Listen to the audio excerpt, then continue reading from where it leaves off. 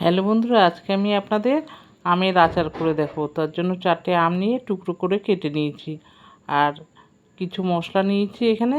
সর্ষে, মেথি, জিরে, ধনে, মৌরি, শুকনো লঙ্কা এগুলো ড্রাই রোস্ট করে আমি গুঁড়ো করে নেব ঠান্ডা হলে। আর একটা কড়াইতে সর্ষের তেল দিয়ে দিলাম, তেলটা ভালো করে গরম করে নেব। এবার একটা বোলের মধ্যে টুকরো আমগুলো নিয়ে নিলাম, তারপর আমি ভেজে রাখা মশলাটা গুঁড়ো করে রেখেছি সেটা দিয়ে দিলাম, স্বাদ মতো লবণ, বিট লবণ,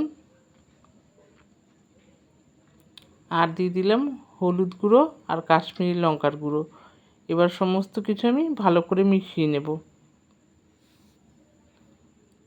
তারপরে গরম করে রেখেছি যে তেলটা, সেই তেলটা দিয়েও ভালো করে মিশিয়ে নেব। তারপরে একটা বয়ামে ঢেলে রাখবো। ব্যাস, তৈরি হয়ে গেল আমের আচার। দারুণ লাগে।